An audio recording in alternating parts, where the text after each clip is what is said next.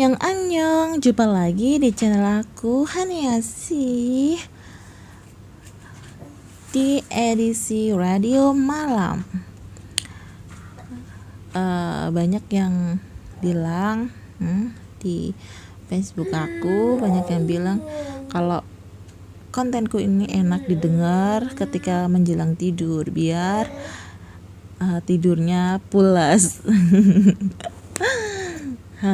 Bisa juga pas didengerin pakai headset ketika bekerja sambil ngetik-ngetik di komputer, itu masukkan bareng-bareng. Tapi jangan lupa kerjaan lebih utama ya. Kalian bisa baca versi lengkapnya di aplikasi Dream ya, judulnya Orang Ketiga. Oke, saya langsung aja, kita ke bagian 5. Maaf ya, aku bacanya ini ketika anakku udah bangun. Tadi aku bacanya ketika anakku masih tidur, tapi karena dengar aku bangun, dengar aku ngobrol baca ini, biar di audio itu biar jelas, ternyata anak aku kebangun. Jadi seperti itulah, biarkan dia main sendiri tapi suara ngocehnya tetap terdengar di sini. Mohon dimaafkan ya. Sudah sebulan ini aku hidup sendiri di sebuah kos-kosan berukuran 3x4 meter. Hanya Marta yang menemani kesendirianku. Gadis berkulit seputih porselen itu sering menginap di tempatku, terutama saat weekend, di mana kami dapat jatah libur dari kantor. Biasanya kami menghabiskan waktu bersama untuk menonton drama Korea terbaru ataupun sekedar mengobrol tentang berbagai hal.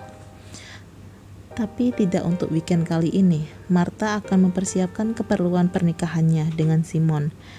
Kami berpelukan sewaktu di parkiran tadi, dan gadis itu minta maaf karena tidak bisa menemaniku kali ini. Aku mengatakan jika aku akan baik-baik saja, meski kurasa akan kesepian di dalam kamarku seorang diri. Salahkan aku yang tumbuh menjadi si introvert, yang lebih suka menutup diri daripada berbaur dengan teman satu kos. Hujan turun cukup deras, membasahi tiap jengkal tanah yang mengeluarkan aroma khas. Kilatan petir bersahutan di langit dan kian menggelap. Hari masih sore, tapi cuaca gelap awan membuatnya seperti malam. Aku baru saja sampai di kos, tepat saat hujan turun menyapa bumi. Setelah membersihkan badan dan mengisi perut, aku berbaring menatap langit-langit kamar, ditemani suara gemercik air hujan yang entah mengapa mengantarkanku pada kesedihan mendalam. Di sini, di ruangan sempit ini, aku sendiri. Benar-benar merasa sendirian. Tak ada yang tahu aku tinggal di tempat ini. Orang tuaku, mertuaku, Adi maupun Melati, mereka tak ada yang tahu. Hanya Marta. Aku sengaja tak memberitahu orang tua kami, dan Adi yang konon statusnya suamiku sama sekali tak menghubungiku sejak pertengkaran kami malam itu. Sedangkan Melati beberapa kali menghubungiku, memintaku untuk pulang ke rumah dan meminta maaf atas nama Adi. Aku tak menggubrisnya. Untuk apa aku kembali ke sana, sedangkan suamiku sendiri sama sekali tak mencari keberadaanku. Akhirnya rasa kantuk menyerang. Aku tertidur dengan air mata yang telah mengering untuk beberapa saat, dan sebuah suara ketukan pada pintu kamar membangunkanku. Siapa? Assalamualaikum. Dengan malas aku membuka mata. Assalamualaikum. Suara laki-laki yang tak asing di telingaku kembali mengucap salam. Aku meraih kerudung lalu memakainya dan melangkah menuju pintu. Kuputar lubang kunci dan menarik gagang pintu. Detik selanjutnya pintu terbuka. Krek. Ferdi, laki-laki yang di beberapa bagian bajunya basah, berdiri di depanku dengan badan menggigil. Ferdi, kamu ngapain di sini? Aku ingin bicara. Setelah mempersilahkannya duduk di teras, aku masuk ke dalam untuk membuatkannya teh hangat dan memberikannya handuk.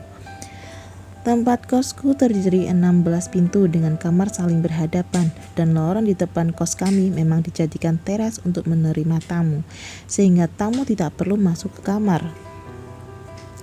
Dan di sini kami sekarang, duduk bersisian dengannya di sebuah kursi panjang terbuat dari anyaman bambu. Hujan telah berganti dengan gerimis kecil. Kami masih sama-sama diam, sibuk dengan pikiran kami masing-masing. Suasana kos nampak lenggang, hanya terlihat dua gadis yang tadi sempat menyapa kami. Mereka baru saja pulang kerja. "Ada apa?" tanyaku memecah keheningan di antara kami. Setelah Ferdi menyesap tehnya dan mengeringkan rambutnya dengan handuk yang kupinjamkan. "Kenapa nggak cerita?" tanyanya seraya menatapku lekat. "Tentang apa?" Aku tahu arah pertanyaannya, tapi entah mengapa justru aku kembali bertanya padanya, bukannya justru menjawab. "Tentang rumah tanggamu yang justru membuatmu terluka." Ferdi menatapku iba. Aku melengos, tak ingin lama-lama bertatap dengannya. Bagaimanapun aku seorang istri, duduk berdua dengannya saja sudah membuatku merasa bersalah pada Adi. Tapi aku tak tega mengusir lelaki di sampingku yang akhir-akhir ini tampak begitu kacau. Aku hanya melakukan apa yang seharusnya seorang istri lakukan. Rasanya kurang pantas kalau aku membicarakan perihal rumah tangga kepada laki-laki lain. "Kenapa harus seperti ini? Kenapa saat itu kamu gak berusaha menolaknya?"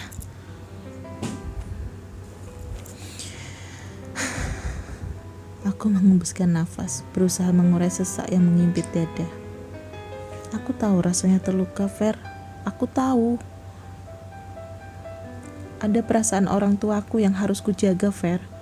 Kadang, takdir memang sekejam ini, menjodohkan kita dengan orang yang tidak kita cintai, pun dengan orang yang tidak mencintai kita.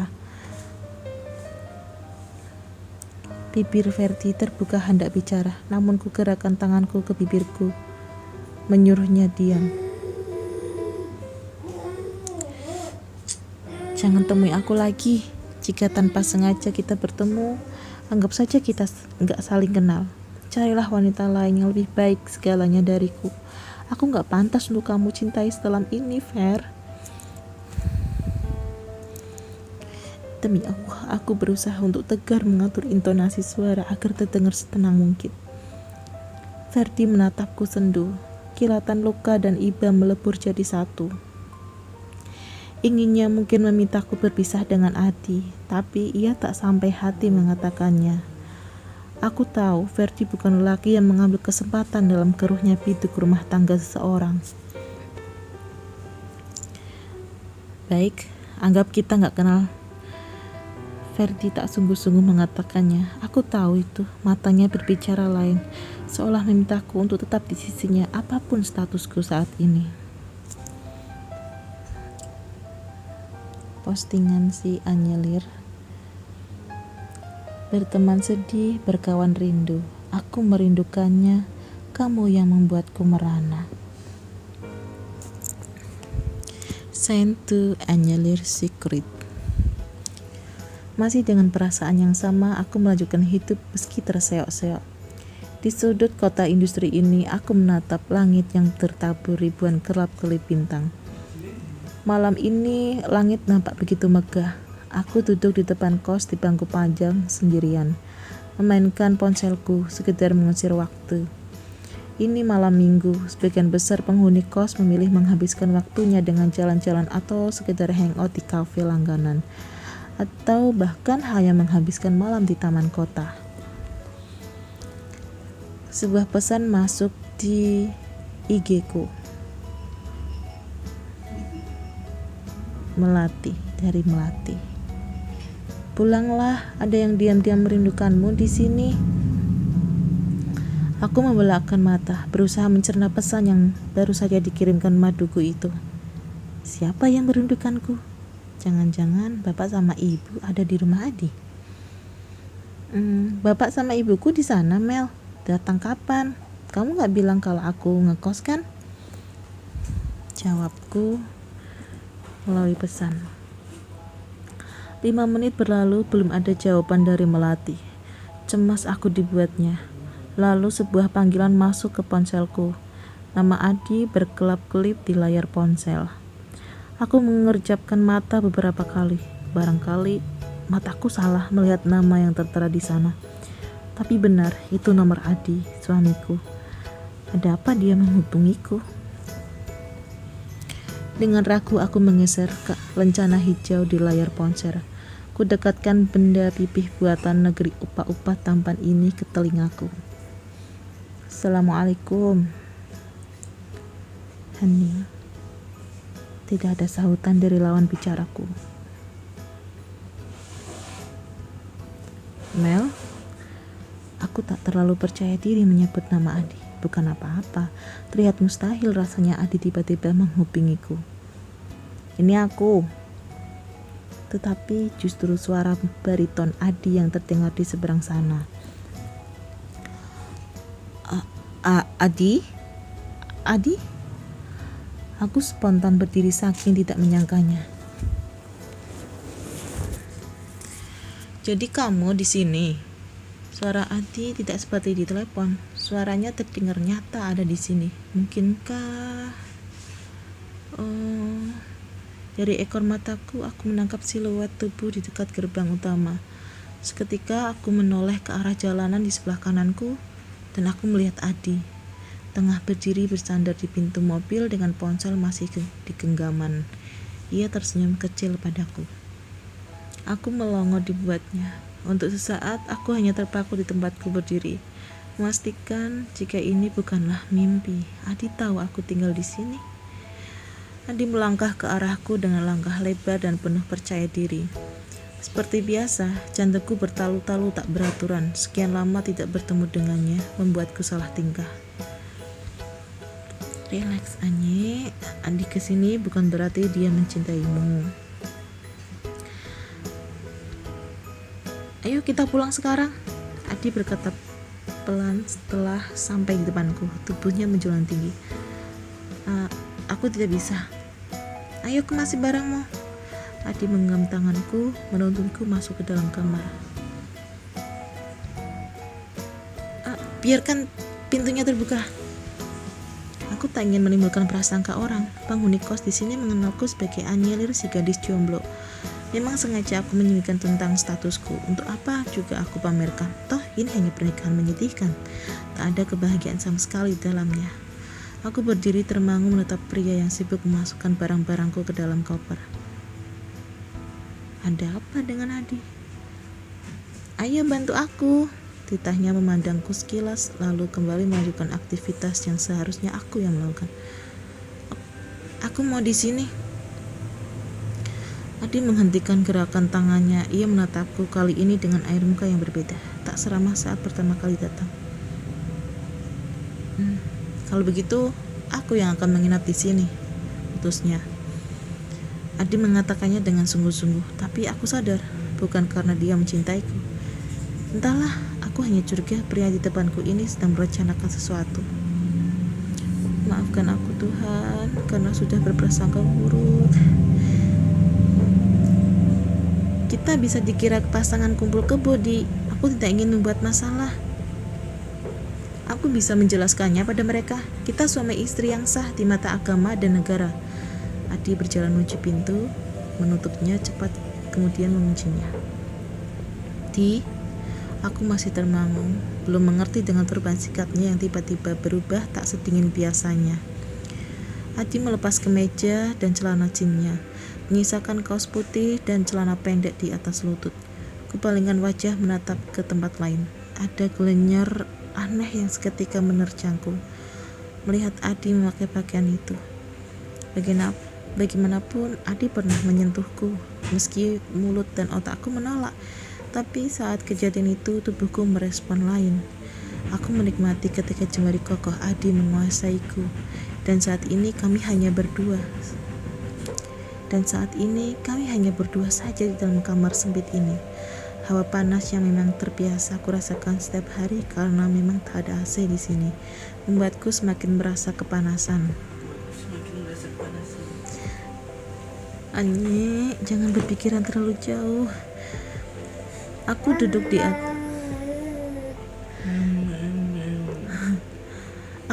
di atas kasur, menyalakan TV tanpa menontonnya. Pikiranku sibuk berkelana, bertanya-tanya dengan perubahan sikap Adi, berspekulasi tentang kemungkinan yang membuatnya tiba-tiba muncul di depanku. Aku mengirimi pesan pada induk semangku, menjelaskan padanya jika malam ini suamiku menginap di kamarku, mengirimkan foto pernikahan sebagai bukti. Meski awalnya sang induk semang terkejut, tapi kemudian beliau percaya. Urusan izin menginap selesai, beralih ke urusan tidur. Tidak mungkin aku tidur dengan Adi di atas kasur yang sama. Ukuran kasurnya yang terlalu sempit dan aku menatap mata. Adi tidak mungkin melakukannya. Pintu kamar mandi terbuka. Adi keluar terlihat lebih segar, dengan rambut sedikit basah. Ada handuk? Aku beranjak menuju lemari plastik, mengambil handuk baru lalu memberikan padanya. Sudah makan?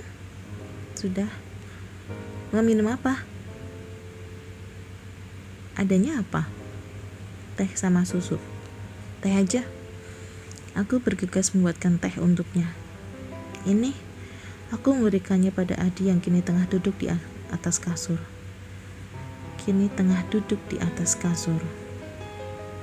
Terima kasih. Aku memilih duduk di karpet, sedikit menjauh darinya.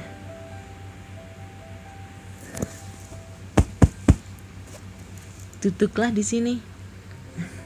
Adi menepuk kasur di sampingnya. Kamu tidak pulang? Melatih sendirian. Adi bergeming, matanya lurus ke arah TV, sedang mulutnya menyesap perlahan teh yang kubuat tadi. Mengapa kamu kemari? Apa ada larangan menemui istri sendiri? Mungkinkah kepala Adi kepentok sesuatu sebelum kesini? Kamu tidak mau tidur? Adi beranjak meletakkan tehnya di samping dispenser, lalu membaringkan tubuhnya di kasur sempitku. Ku hela napas panjang. Mengalah, akhirnya aku memilih berbaring di atas karpet di sebelah kasur. Jangan tidur di situ. Kemarilah. Kasur ini cukup untuk kita berdua. Aku di sini saja. Adi berteriak kesal. Ia beranjak menghampiriku. Tangannya siap mengangkat tubuhku. Aku melotot dibuatnya. Aku bisa sendiri, Di. Aku menyerah, berpindah ke kasur. Adi ikut berbaring di sampingku. Kami berbaring saling membumi. Maaf. Aku masih terdiam, masih tak percaya dengan perubahan sikap Adi yang justru membuatku bergidik ngeri.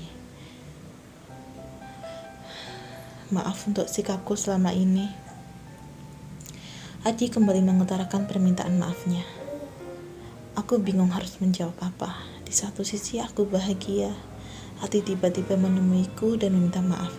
Tapi di sisi lain ada kecurigaan di kepalaku. Ya, aku curiga jika ada sesuatu dengan Adi yang membuatnya rela datang kemari. Aku tak mau percaya diri kalau saat ini Adi telah membuka hati untukku.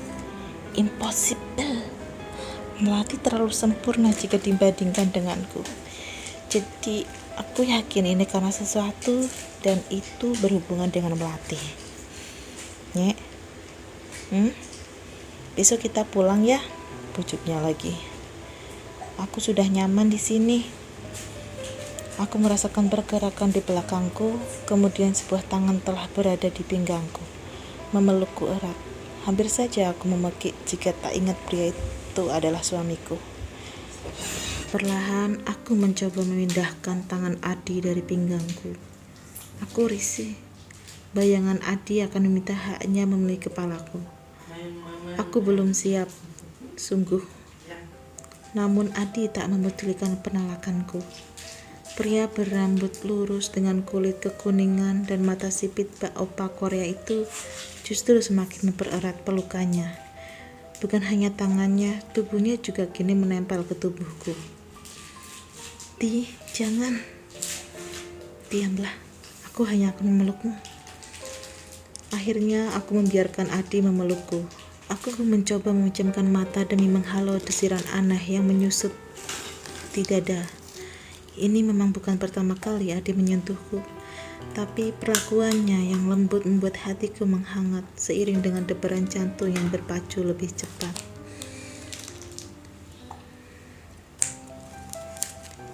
Quote, cinta mungkin belum bersambut, rindu mungkin belum juga terbalas, tapi lakunya telah membuat hati yang hampir mengeras ini melembut. Semoga ini bukanlah sekedar bunga tidur yang esok hari berganti dengan kenyataan lebih menyakitkan. Sentu Anyelir Sikri.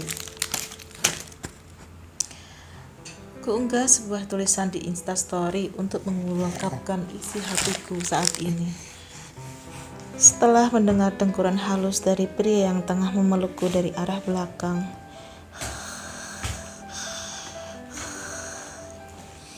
aku tersenyum lalu memejamkan mata perlahan. Malam yang indah, dalam hati aku minta pada Sang Pencipta, semoga akan ada malam-malam seperti ini lagi ke depannya. Bersambung. Oke. Terima kasih yang sudah mendengarkan sampai terakhir dan nantikan video selanjutnya di bagian ke-6 ya. Jangan lupa subscribe, like, dan komen. Annyeong annyeong.